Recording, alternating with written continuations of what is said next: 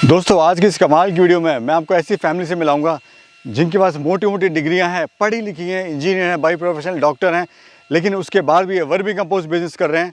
लगभग इनको 6 से 7 महीना हो गया है। तो जानेंगे इनके पूरे सफ़र के बारे में, कैसे आइडिया आया, क्यों इतना पढ़ लिखने के बाद भी ये गोबर और कैंचुए में काम कर रहे हैं, क्या इनको ऐसा इस बिज़नेस में लगा। तो पूरी बात करेंगे, पूरे इनके सफ़र के बारे में जानने की कोशिश करेंगे। तो वीडियो शुरू करते हैं। सर नमस्कार। नमस्कार जी, कैसे हैं? सर बढ़िया, मैं बढ़िया हूँ। सर सबसे पहले एक इंट्रोडक्शन दीजिए हमारे व्यूवर्स को। मेरा नाम देवेंद्र कुमार चुग है। बेसिकली मैकेनिकल इंजीनियर हूँ और post diploma in industrial safety. मैं नंगल को बिलोंग करता हूँ, नंगल पंजाब में है। और जहाँ पे हमारा सेटअप है वर्मी कंपोस्ट का, ये विलेज जांतला है और ये भी रोपड़ डिस्ट्रिक्ट में पड़ता है, पंजाब में है। और बाकी फैमिली मेम्बर्स जो हैं सर, इनका भी इंट्रोडक्शन करा दीजिए। हाँ, ये गीता हैं, मेरी वाइफ हैं और she is basically MSc chemistry और B.Ed भी हैं और प्रिंसिपल रही हैं 15 साल। किड स्कूल था हमारा उसमें, और मेरी सेफ्टी कंसल्टेंसी में शी इज़ इक्वली इन्वॉल्व। और इस बिज़नेस में भी प्लानिंग का काम, फाइनेंसिंग का काम और बाकी भी जो पेपर वर्क रहता है और शेड्यूल्स बनते हैं, सब यही कर रही हैं। और भैया का भी इंट्रोडक्शन कराइए। हाँ, मेरा बेटा है, बड़ा बेटा है, अभिषेक है इसका नाम, मैकेनिकल इंजीनियर है। ये भी इस बिज़नेस में इन्वॉल्व है और सेफ्टी का भी काम देख रहा है, कंसल्टेंसी का। और he is basically chartered engineer also. और इस काम में भी मार्केटिंग का काम और अकाउंट्स का और ये सारा काम जो है बेसिकली यही देख रहे हैं। तो कैसा लग रहा है अभिषेक जी अभी आपको काम काफ़ी करके? बढ़िया लग रहा है, काफ़ी अपॉर्चुनिटीज़ हैं इस काम में। और मैम आपको कैसा लग रहा है? बहुत अच्छा लग रहा है, बिकॉज नेचर के साथ जुड़ने को मिल रहा है और अच्छा लगेगा कि हम अपने यहाँ कुछ ऑर्गेनिक लोगों को दे पाएंगे जी जी। ताकि हम केमिकल फ्री कर पाएँ अपनी अर्थ को। आइए सर अपना फार्म एक बार विजिट करें। आइए प्लीज़।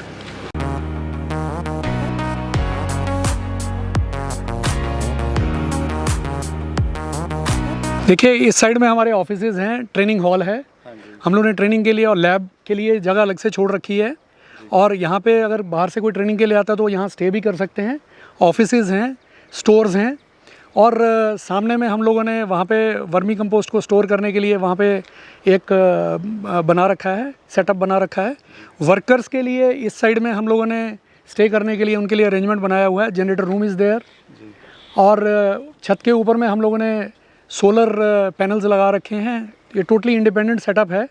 हमारी खुद की बिजली है जो हम बनाते हैं सोलर से, और पानी बोर से आता है और टोटली सेल्फ सफिशिएंट है। और इस साइड में आप देखेंगे सर, हम लोगों ने बेड्स लगा रखे हैं। इस समय पे 60+ बेड्स हैं। हम लोग 120 बेड्स की तरफ जा रहे हैं।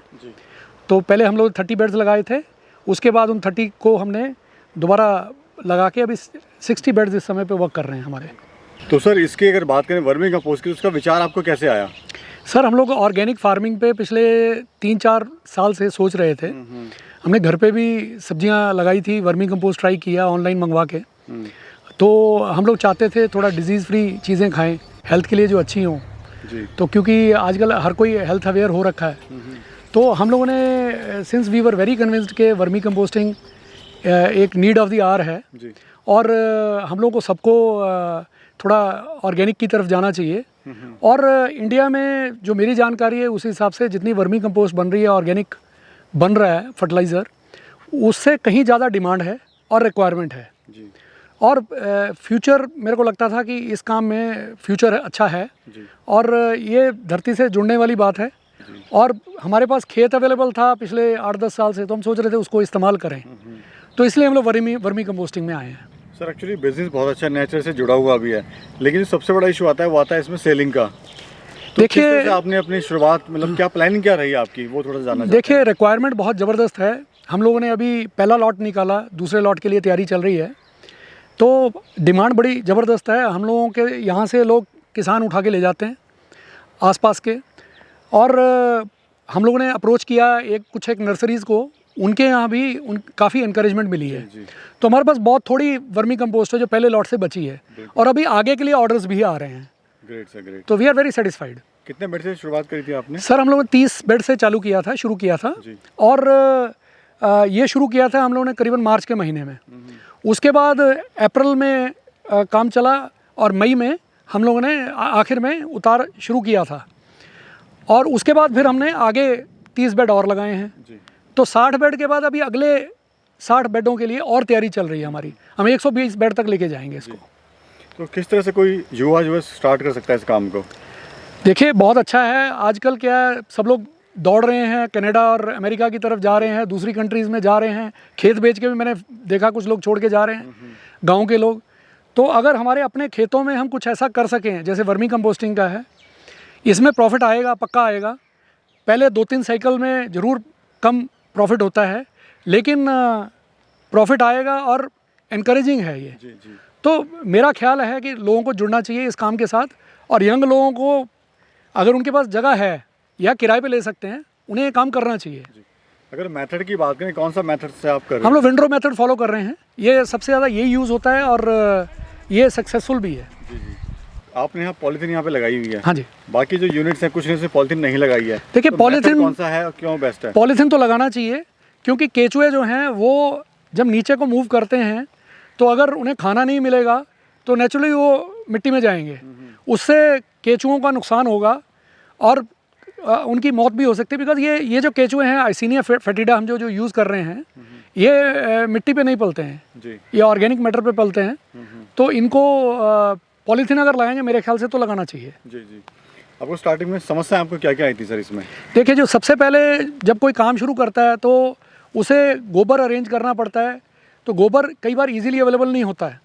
तो हम लोगों ने भी अप्रोच किया, ये आसपास में जो कैटल फार्म्स हैं या गौशालाज हैं, उनको हमने विज़िट किया, वहाँ से हमने गोबर लिया। तो शुरू में तो गोबर अरेंज करने में मुश्किल आती है, फिर उसके बाद लेबर की भी प्रॉब्लम आती है। अगर लेबर ट्रेंड नहीं होगी तो आपको एफर्ट ज़्यादा करने पड़ेंगे जी जी। और खर्चा भी ज़्यादा पड़ेगा। तो लेबर जो आप रखें थोड़ा सेमी स्किल्ड टाइप अगर रख सकते हैं वो रखने चाहिए, थोड़ा बहुत जिनको पता हो इन चीज़ों के बारे में, या उनको ट्रेनिंग दी जाए। जी जी। तो शुरू में आपकी इन्वॉल्वमेंट ज़्यादा होगी, धीरे धीरे जब आपकी ट्रेनिंग हो जाती है लेबर की, फिर आपके एफर्ट्स भी कम हो जाते हैं। जैसे आपको टाइम हो गया, 6-7 महीना आपको हो चुका है, तो कैसा काम आपको लग रहा है, कैसा आप देखते हैं फ्यूचर इसका? बहुत बढ़िया है। हम लोगों को पहले जो हमारा लॉट आया उसमें भी हमें काफ़ी इनकरेजिंग है, बड़ी अच्छी क्वालिटी की हमने वर्मी कंपोस्ट बनाई है, और केचुओं की हेल्थ भी बड़ी अच्छी है। और केचुए हमारे लोगों के तो कहते हैं 2.5 महीने 3 महीने में डबल होते हैं, हमारे तो 2 महीने में डबल से कहीं ज़्यादा हो गए हैं। जी जी। तो हम लोग तो काफ़ी मोटिवेटेड हैं, और अभी हम सेकंड लॉट के लिए तैयारी कर रहे हैं, और आगे के लिए 60 बेड लगाने के लिए भी प्लानिंग कर रहे हैं। हम लोग 300-350 बेड तक लेके जाएंगे। दूसरा सर मेरे को ये बताइए, जो गोबर आप कौन सा इस्तेमाल कर रहे हैं? लोगों के डाउट होते हैं, भैंस का लें देखिए भैंस का भी आप ले सकते हो, गाय का भी ले सकते हो। हम लोग तो गाय का ले रहे हैं, गौशाला से ले रहे हैं, और क्वालिटी सीधी अगर गौशाला से आप लेते हो तो अच्छी क्वालिटी आपको मिल जाती है, और एक भला भी हो रहा है, भले का भी काम भी है। जी जी। तो आप दोनों में से किसी का भी ले सकते हो। हम लोग के यहाँ सिर्फ गाय का यूज़ हो रहा है। मैम मैं यहाँ पे देख रहा हूँ आपने जो बेड में नंबरिंग यहाँ पे की हुई है, जी। तो क्या प्रोसेस है, क्या इसका महत्व है नंबरिंग करने का? नंबर्स डालने का ये पर्पस है कि हमें रोज़ की एक्टिविटी जी। को अपने सिस्टम में डालना रहता है, जी। कि हमने आज उसमें केचुआ डाला या किसका उतार करना है, कौन से बेड का उतार कब होना है। तो हम एक्सेल शीट बना लेते हैं, उसमें ये नंबर्स सभी के एक्टिविटी डाल देते हैं। रिकॉर्ड मेंटेन के लिए आप रिकॉर्ड हो डालते जाता है हैं, मेंटेन बिल्कुल, करना। इससे रिकॉर्ड इजीली हमारा मेंटेन। और मैम ये बताइए कि जो हमारी कंपोस्ट है वो कैसे पहचाने किसान भाई कि बन के तैयार हो गई है, कुछ ऐसा पहचान क्या है उसकी?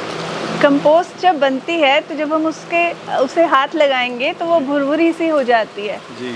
और उसको जब हम हाथ में उठाएंगे मतलब उसको पत्ती की तरह दिखाई देती है वो। जी जी। तो हम पहचान लेते हैं कि ये ऊपर की लेयर हमारी तैयार है, हमें इसका उतार ले सकते हैं। और कितने दिन में मैम जो प्रोसेस है बनने का, कितने दिन में बन के रेडी हो जाती है? अराउंड 40 डेज़ के बाद जब आप देखेंगे तो आपकी 3 या 4 इंच की लेयर तैयार मिलेगी यहाँ पे, उसे आप उतार ले सकते हैं। कह सकते हैं कि अब जो है खाद हमारी बन के तैयार हो गई है। जी सर बात यहाँ पे चल रही है प्रोसेस की, तो प्रोसेस क्या है, प्रोसेस एक बार ज़रा समझाइए। सर इसमें प्रोसेस इस तरह से है, सबसे पहले तो हम लोग गोबर जो लेंगे उसको हम ठंडा करने की कोशिश करेंगे। ठंडा करने के लिए सबसे पहले उसमें पानी लगाएंगे। गोबर जो है वो कम से कम भी 15 से 20 दिन पुराना होना चाहिए। जी। पानी लगाएंगे अच्छे से, उसके बाद 4-5 दिन पानी लगाने के बाद उसको बीच में पलटेंगे भी हम लोग, ताकि उसमें से अगर कोई मीथेन है तो निकल जाए। जब आपको लगे कि ये पानी ठीक से लग गया है 4-5 दिन बाद, उसको हम बेड पे ले लेंगे। बेड पे भी इमीडिएटली केचुआ नहीं डालेंगे, उसके ऊपर में फिर 2-3 दिन पानी लगाएंगे, फिर हाथ डाल के उसके अंदर चेक करेंगे कि जो कहीं उसके अंदर में गर्मी तो नहीं है। जी जी। अगर आपको पूरी तसल्ली हो जाती है ठंडा है, उसके बाद हम उसके ऊपर में केचुआ छोड़ेंगे। जो केचुआ छोड़ेंगे वो हर 1 फीट लेंथ ऑफ जो बेड है उसके हिसाब से 1 किलो पर फीट रहेगा। मान लिया 30 फुट लंबा बेड है तो 30 किलो, 40 फुट लंबा बेड है 40 किलो, करीबन 3 फुट चौड़ा रहता है जी। उसके बाद फिर हम लोग केचुआ छोड़ने के बाद हल्का मोटा उसको पानी दे के बेड को उसके ऊपर में पराल या बोरी से ढक देंगे जी। उसके बाद हम लोग लगातार उसको चेक करते रहेंगे कि जो बेड है उसमें मॉइस्चर सही है। अगर गर्मियों के दिन हैं तो पानी जो है वो करीबन आपका हर रोज़ लगेगा, दिन में 2 बार भी लग सकता है। सर्दियों के दिन हैं तो 3-4 दिन छोड़, डिपेंड ऑन द मौसम। और सर बारिशों के मौसम में हमें थोड़ा पर्टिकुलर रहना पड़ेगा, क्योंकि बारिशों में हम ये उम्मीद करते हैं कि जी पानी पड़ गया ठीक से हो गया, लेकिन कई बार गर्मी होने की वजह से, धूप चढ़ने की वजह से बेड गर्म हो जाते हैं, तो उनका भी टेम्परेचर हमें मेंटेन करना पड़ेगा। पानी की ज़रूरत है तो पानी लगाएंगे, और पानी दे के भी ठंडा किया जा सकता है, और बीच बीच में हम लोगों को उसमें चेक करना है कि मॉइस्चर सही है जी, टेम्परेचर तो नहीं बढ़ गया, क्योंकि बारिशों में ये डर रहता है कि कहीं टेम्परेचर बढ़ सकता है जी। अब सर क्वेश्चन आता है मेरा, जो इसको स्टार्ट करना चाहता है उसकी आप किस तरह से मदद कर सकते हैं? देखिए हम लोग हमेशा अवेलेबल हैं, फ़ोन पे भी जी। फ़ोन नंबर आपको मैं दे रहा हूँ, और ट्रेनिंग जो है ऑनलाइन भी हम लोग दे सकते हैं। किसी को यहाँ आके ट्रेनिंग लेनी है तो मेरे यहाँ ट्रेनिंग रूम अवेलेबल हैं, स्टे के लिए अरेंजमेंट अवेलेबल है, तो हम लोग ट्रेनिंग यहाँ भी प्रोवाइड करेंगे, और ट्रेनिंग फ्री ऑफ कॉस्ट है जी। और अर्थवॉर्म किस रेट का आप देंगे अगर कोई लेता है आपसे? तो डिपेंड करता है कि अर्थवॉर्म जो है वो कितनी क्वांटिटी में ज़रूरत है।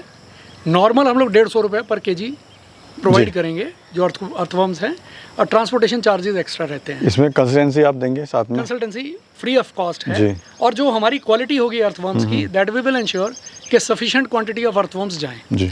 ये नहीं है कि जी हम लोग ज़्यादा गोबर भेज रहे हैं और अर्थवॉर्म्स कम है, क्योंकि कई बार लोग ऐसे करते हैं जी जी कि क्वांटिटी कम होती है अर्थवॉर्म्स की, तो अर्थवॉर्म्स सफिशिएंट जी। देखो सर, आपने यहाँ पे काफ़ी सारे ट्रीज़ यहाँ पे लगाए हुए हैं, ये क्या है, थोड़ा इनके बारे में बताइए, क्या फ़ायदा है इसको? जो ट्रीज़ लगे हुए हैं, ये बेड्स के बीच में जितने भी जो ट्रीज़ लगे हैं, ये मालाबार नीम है। मालाबार नीम जो है, इसकी खासियत है ये बिल्कुल सीधा जाता है और बहुत जल्दी ग्रो करता है, तो 60-70 फीट तक ये जाता है 5 साल में जी। और इसकी जितनी छाया चाहिए बेड्स के बीच में वो सफिशिएंटली अवेलेबल है। इसको मिलिया दुबिया या मालाबार नीम बोलते हैं। हमने 400 वृक्ष लगा रखे हैं बेड्स के बीच में, जैसे आप देख रहे हैं। इससे भी फायदा हो सकता है? हाँ जी, इससे छाया रहती है और अच्छा है जी जी। इनकम सोर्स ऑफ इनकम है। पल भी जाते हैं पौधे साथ में जी। और कुछ हमने 400-450 पौधे जो हैं वो पॉपुलर के लगा रखे हैं जी। उनके बीच में भी हम लोग बेड्स लगाने की प्लानिंग है जी। तो सर, अगर कोई प्रोफेशनल इसको करना चाहता है तो डॉक्यूमेंट्स क्या क्या इसमें चाहिए होते हैं? सर एक तो उद्योग आधार MSME के लिए हम ले सकते हैं जी सर्टिफिकेट जी। दूसरा हम इसमें GST नंबर ले सकते हैं। अगर कोई भी बंदा इसको Amazon, Flipkart पे या कहीं पे भी बेचना चाहता है तो GST नंबर के लिए अप्लाई करके आप GST ले सकते हैं। तो GST रिक्वायर्ड है सर अमेजोन के लिए? अमेजोन के लिए रिक्वायर्ड है। ओके, ऑनलाइन बिजनेस के लिए बेसिकली चाहिए? हाँ जी जी जी। और लोन वगैरह के लिए भी चाहिए होगा इसमें? अगर लोन वगैरह किसी को मिलता है क्या गवर्नमेंट से, कुछ ऐसा आइडिया? लोन वगैरह मिल जाता है। मिल जाता है, लोन मिलता उसमें भी डॉक्यूमेंट चाहिए होंगे? डॉक्यूमेंट्स तो चाहिए।